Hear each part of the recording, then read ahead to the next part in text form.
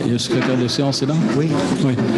Chers amis, merci à tous d'être là pour continuer cette aventure intellectuelle formidable. Ce sont les séances de l'Académie nationale de chirurgie que j'ai le plaisir d'introduire maintenant toutes les semaines depuis le début de cette année. Et c'est à chaque fois un renouvellement, un enthousiasme, une découverte de tous les domaines où la chirurgie française et francophone montre son excellence, leur excellence.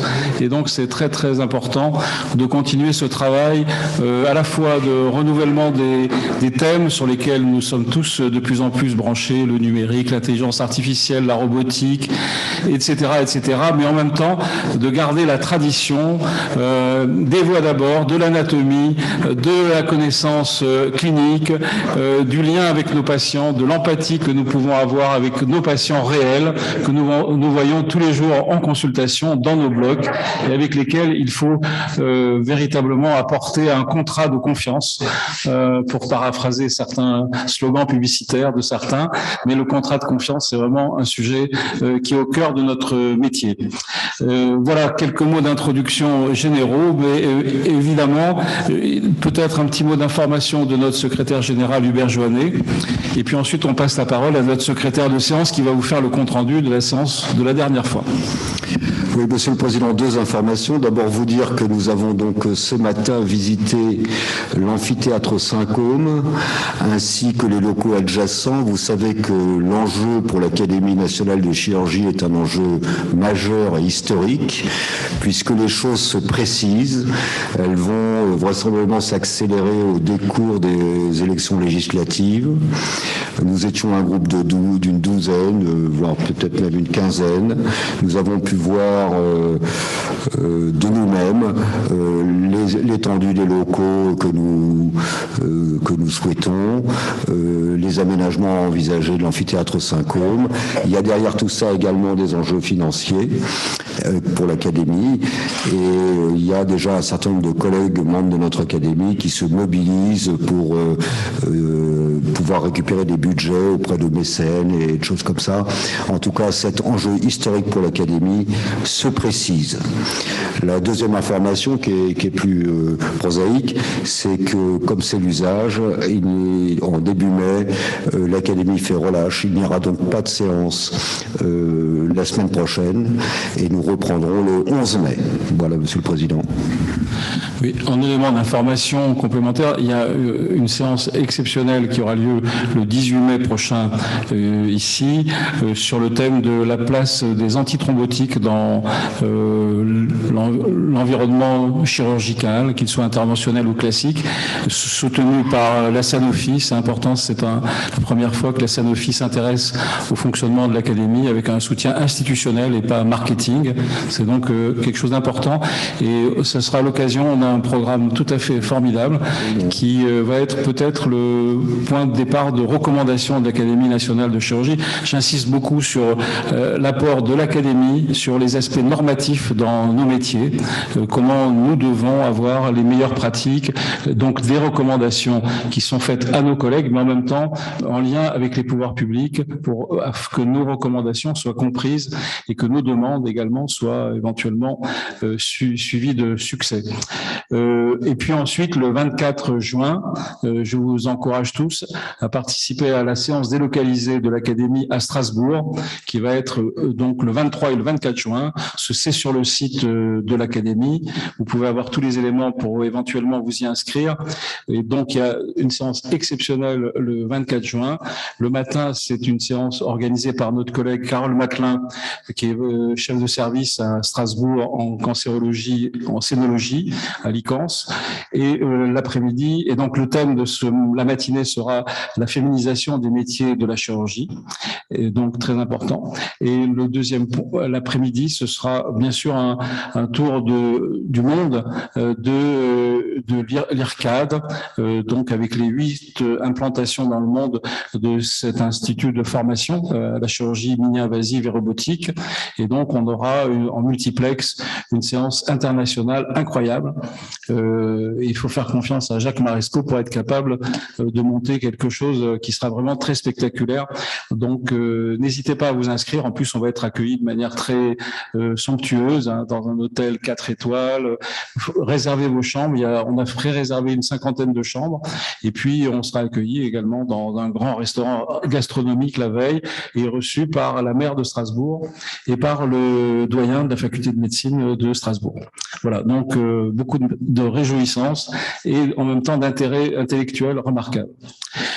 Monsieur le secrétaire de séance, vous avez la parole pour nous dire ce qui a été remarquable dans la séance précédente sur un thème également extrêmement intéressant, les réseaux sociaux. Vas-y. Monsieur le Président, Monsieur le Secrétaire Général, chers amis et collègues, c'était une séance assez passionnante. Je vais passer les présentations, je fais un petit résumé. La première présentation par Thomas Josse sur les réseaux sociaux, être présent avec déontologie tout en comprenant les nouvelles attentes des patients. Les réseaux sociaux sont aujourd'hui l'une des principales sources d'information des humains. La réputation est l'image numérique d'une personne sur Internet. Cette image numérique englobe les avis des internautes sur Google ou les sites spécialisés et les informations relatives à l'exercice professionnel publiées en ligne. La présence sur les réseaux sociaux est donc importante pour gérer son image et être visible, mettre en valeur son centre ou son cabinet et les compétences des praticiens, créer une communauté de patients pour leur apporter des conseils et rester proche de ses patients. Pour un chirurgien, faire gérer ses réseaux sociaux et sa réputation permet d'avoir une réelle valeur ajoutée dans sa visibilité, à condition qu'il soit employé dans le respect de la déontologie médicale, sans tomber dans le marketing ou la publicité. Les Français sont aujourd'hui hyper connectés. C'est la raison pour laquelle la plupart des cabinets ont investi Internet pour améliorer leurs relations patients et offrir une meilleure proximité. Les patients venant d'Internet ont un certain niveau d'exigence et des attentes de plus en plus élevées.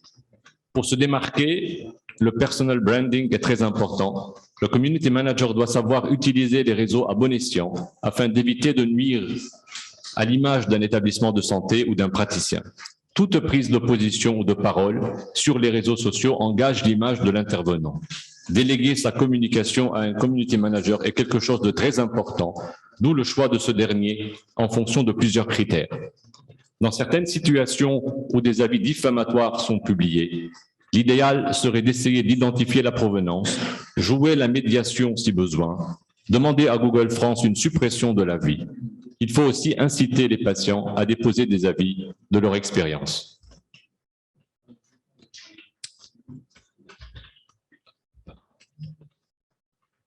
Les réseaux sociaux ne peuvent pas vérifier l'identité de chacun, d'où l'intérêt de faire la veille à la recherche d'une usurpation d'identité d'un utilisateur, de fake news ou d'avis diffamatoires.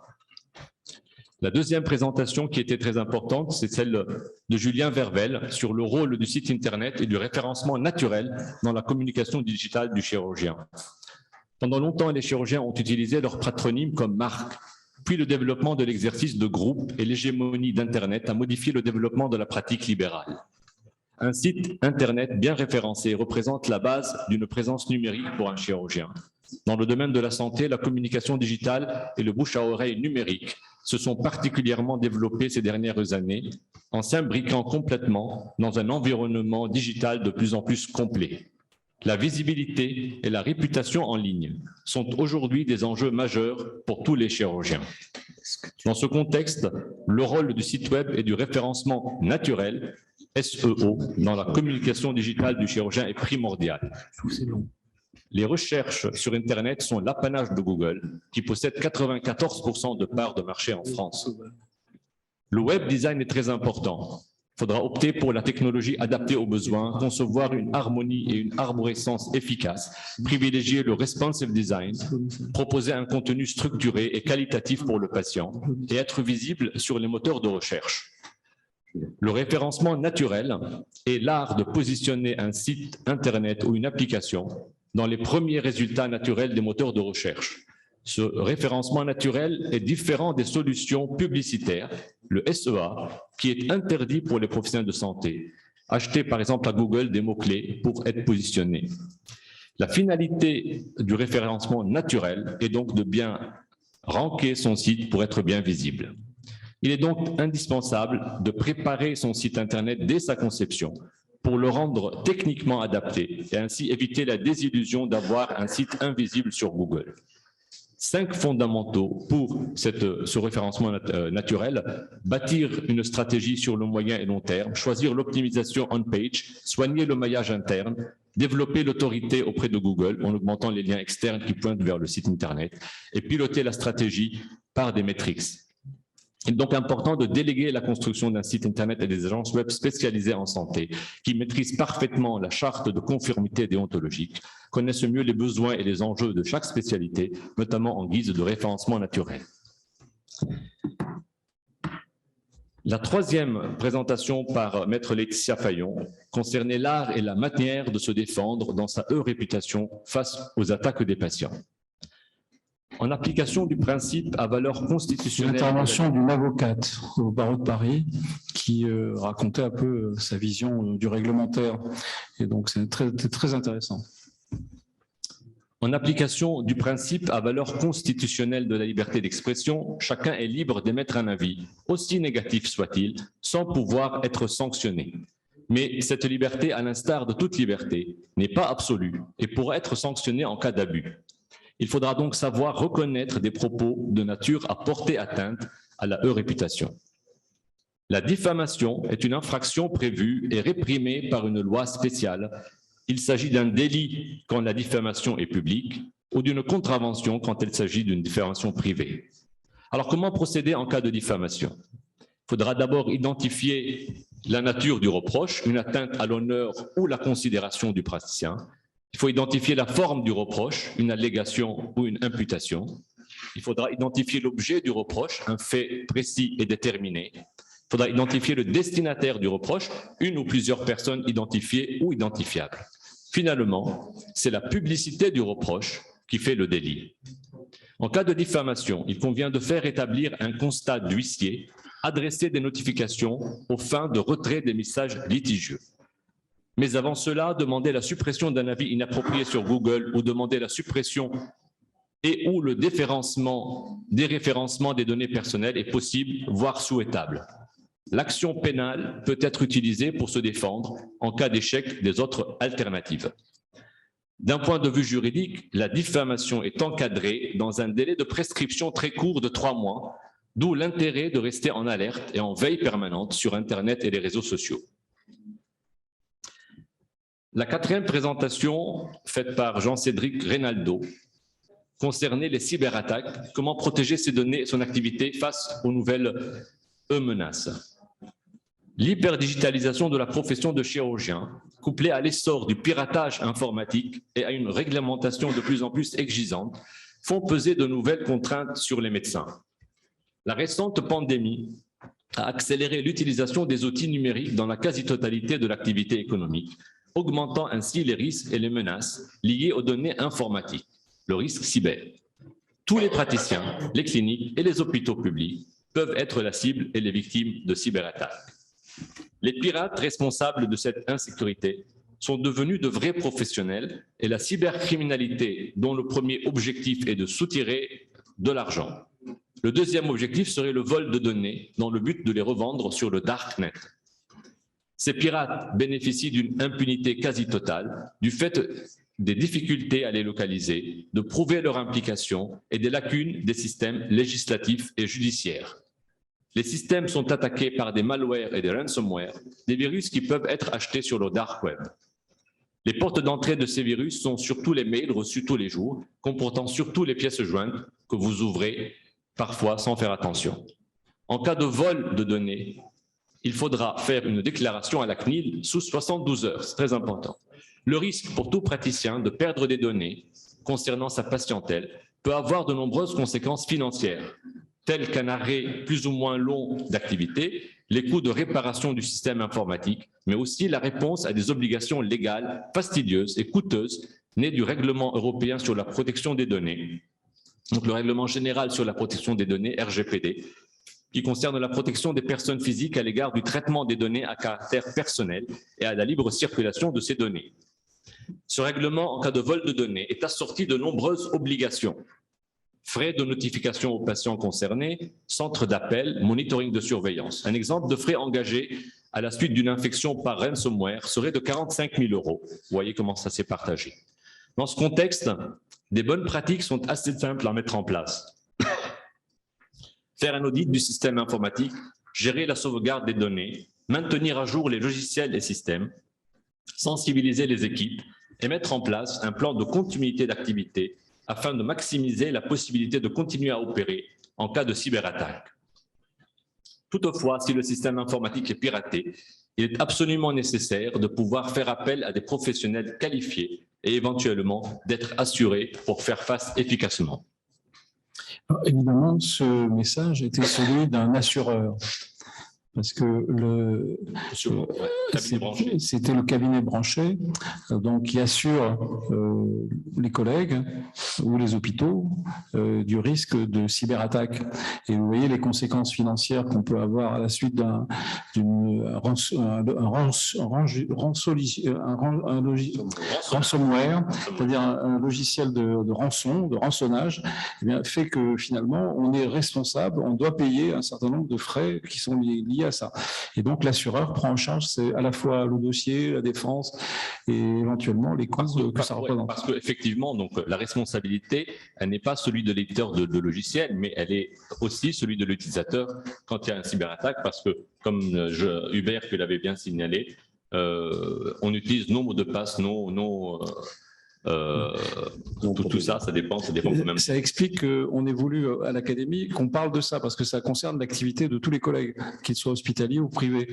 Et donc, on est tous menacés par ces cyberattaques pour des raisons soit financières, soit de vol de données. C'est comme ça. Et donc, il faut être averti et penser que si on paye une assurance pour ça, c'est pas complètement inutile. Au contraire. Donc, la dernière présentation par Jean-Paul Menengo sur la communication digitale et réputation en chirurgie. Ma vision de chirurgien face à une profession qui se digitalise. Donc, la communication digitale en chirurgie est un enjeu à la fois juridique et éthique. En théorie, le chirurgien pourrait s'en passer et ne compter pour son recrutement que sur le bouche à oreille. Mais dans la pratique, même des patients habitués aux soins d'un chirurgien recherchent des informations complémentaires sur son site. Et par ailleurs, il est souvent nécessaire d'avoir à communiquer par mail ou messagerie. Se pose donc désormais le problème de la protection des données et celui de l'inflation de l'information et de son obsolescence. La communication digitale est chronophage, d'où l'intérêt majeur qu'un webmaster puisse la gérer et la développer sous la surveillance du chirurgien. Dans tous les cas, le chirurgien doit rester vigilant quant aux informations qu'il délivre au travers des différents moyens de communication digitale, en favorisant toujours une vraie consultation sur un échange mail ou une messagerie de façon récurrente. Je vous remercie. Merci. Alors effectivement, là, c'était un message d'un collègue, chef de service, académicien, qui parlait en tant que collègue de ce sujet qui nous concerne également, donc, et la vision qu'un chirurgien doit avoir sur ces sujets-là. Donc, on a fait intervenir des experts, des agences de communication, des avocats, des assureurs, et la conclusion, c'était celle d'un collègue qui faisait un peu la synthèse sur tous ces aspects-là. Voilà, donc c'était une séance assez extraordinaire, vraiment très passionnante, assez originale, et en même temps, je pense, d'une grande utilité pour les conséquences que ça peut avoir dans la vie de tous les collègues. Donc, il faut la valoriser. Ça fait partie peut-être aussi des choses que l'Académie devrait, à chaque séance un peu marquante, émettre des recommandations pour qui atteignent aussi bien nos collègues chirurgiens, mais que les pouvoirs publics, et donc montrer qu'on est conscient d'un certain nombre de problématiques, qu'on a besoin de se protéger et qu'on a besoin d'être mieux informé sur tous ces éléments. Et notre monde a complètement changé. On vit dans un monde numérique, qu'on le veuille ou non, qu'on l'accepte ou pas. On a une e-réputation, qui se construit. On peut vous détruire votre carrière et votre image sur les réseaux sociaux. Il m'a opéré comme un dégueulasse, il a fait n'importe quoi, j'étais victime, etc. Et votre nom apparaît sur les réseaux sociaux. Et qui va attaquer, qui est responsable de l'émission de ce message, etc. Et on voit très bien que ça peut aller très très loin dans la destruction, dans du cyberharcèlement, je ne sais quoi, et qui vont complètement impacter la vie des collègues. Donc et en même temps, leur activité, leur réputation, le service, tout le monde en pâtit. Voilà. Ça vaudrait la peine de faire une conférence de presse à la suite de cette séance. Micro. Bien sûr. Hein, parce que c'est la meilleure façon de le faire connaître au grand public. Hein. Bien sûr. Il faudrait pour de telles séances peut-être prévoir une conférence de presse. On n'a pas épuisé le sujet lors de cette séance. Je pense qu'il va falloir y retravailler parce que c'était très dense. Ce qu'a dit le community manager partait un peu, pas dans tous les sens, c'est péjoratif de dire ça, mais a brossé un certain nombre de problématiques. Et de ce point de vue, d'ailleurs, je voulais vous dire que l'Académie travaille en commun avec l'IRCAD sur les problèmes de vidéo chirurgicale parce que avec le RGPD, la pseudonymisation des patients, etc. Il y a beaucoup de problématiques et voilà, et à la CNIL et tout ça, et donc ça. Qu'est-ce qui est possible en termes de formation chirurgicale, d'enseignement du public, etc. pour les vidéos, et qu'est-ce qui n'est pas possible en fonction de ce qu'a dit le Conseil d'État, ce que dit la CNIL, et donc là, nous allons aboutir à des conclusions, un certain guide pour les collègues en disant vous pouvez faire ça, vous ne pouvez pas faire ça. Et de l'Académie, avec en particulier Pascal Bourret, qui travaille au quotidien sur ces sujets, est bien initié puisque lorsqu'il y a des séances de chirurgie esthétique, enfin plastique et reconstructrice, ou des séances de chirurgie gynécologique, ou des séances de chirurgie maxillofaciale, ça pose tout un tas de problèmes parce que toutes nos vidéos sont sur YouTube. Et donc, Pascal Bourret travaille en aval pour flouter, pour que ça puisse être accessible sur les réseaux, anonymisé, et que les Américains n'y trouvent rien à redire, sinon ils refusent la diffusion. Jacques Caton. Oui, non, simplement pour un peu... Oui, c'est bon, ça marche. Pour faire le complément de ce qu'a dit Jean Dubousset, c'est devenu une problématique qui est récurrente dans tous les organismes agréés de gestion des risques aujourd'hui. C'est-à-dire ça fait partie de la gestion des risques en chirurgie. C'est-à-dire nous, à Orthorisque, par exemple, c'est une problématique qui déjà depuis 2-3 ans est importante, prise en charge avec des conférences. Je pense qu'il en est de même pour tous les autres organismes de gestion des risques, que ce soit Gynérisque, Vicérisque, etc. Donc c'est devenu un problème important. Et les assureurs, effectivement, ont pris ça en main. Les premiers qui ont commencé à assurer ce risque, c'est Branché. Mais Cham va l'assurer ou l'assure, je ne sais plus, et la même chose pour la MSSF. Donc aujourd'hui, et je pense que c'est à ce niveau-là qu'il faut le voir aussi, parce que la gestion des risques, ça permet de toucher tous les chirurgiens. Et ça serait peut-être intéressant de faire une session avec les organismes agréés de gestion des risques sur cette thématique-là, de protection des données, etc. Ce sera peut-être quelque chose qu'on va organiser autour du rapport qu'on a demandé à notre vice-président sur la gestion des risques chirurgicaux et interventionnels, puisque c'est le rapport 2022, Pascal Richman, qui est là, je crois, dans la salle, qui est là-haut, et qui donc travaille, et donc dans lequel il y aura cet aspect du risque cyber, du risque de nos publications en ligne, monter son propre système. Tous les collègues ont maintenant, beaucoup de collègues, la plupart, ont un site internet propre. Ils le construisent souvent avec des web designers ou des gens qui ne sont pas avertis. Et donc, ils font un peu n'importe quoi et puis se mettent en danger. Donc, ils publient des choses qu'il ne faut pas dire, etc. Et donc, après, on est contrôlé. On peut être contrôlé par la CNIL. Et donc, on fait son autopromotion. On n'a pas le droit. C'est le Conseil de l'Ordre explique bien jusqu'à quel point on peut faire la promotion de son cabinet. Et donc, si on ne respecte pas ces normes, eh bien, on est susceptible d'être attaqué par l'ordre. Cette histoire de cyberrisque, c'est une préoccupation quotidienne parce que les outils maintenant permettent de recevoir sur son mail les résultats d'une numération formule sanguine, ou de recevoir un scanner sur son portable, des images de scanner sur son portable. C'est tellement pratique, mais ça expose à des failles et à des pertes de confidentialité, c'est-à-dire qu'il y a certainement une part d'éducation de la patientèle. C'est vrai que c'est tellement pratique, ça rend service, on lui donne une réponse tout de suite, mais en réalité, il faut qu'on se protège parce qu'il y a des pertes de confidentialité et là, je pense que nous devons tous nous mettre, savoir ce que nous pouvons faire et ne pas faire. En plus, on n'a pas épuisé, et l'administration n'a pas épuisé le problème du dossier médical personnel, qui pourrait rendre de grands services à beaucoup de patients qui vont un soir aux urgences, ils ont eu une IRM quelque part, ils sont suivis pour un cancer, ils ont peut-être une métastase là-haut ou quelque part. Pour avoir aux urgences l'image en question, on ne peut pas l'avoir parce que entre les hôpitaux, c'est cloisonné. On ne peut pas avoir, par exemple, entre l'Institut Curie, ça j'en parle parce que familialement, il y a récemment un sujet comme ça qui est arrivé à une de mes sœurs. Bon, elle était aux urgences à PHP. Les urgences n'ont pas pu savoir le résultat du scanner qui a eu lieu la semaine d'avant et ils ont refait le scanner. Complètement idiot, mais c'est comme ça.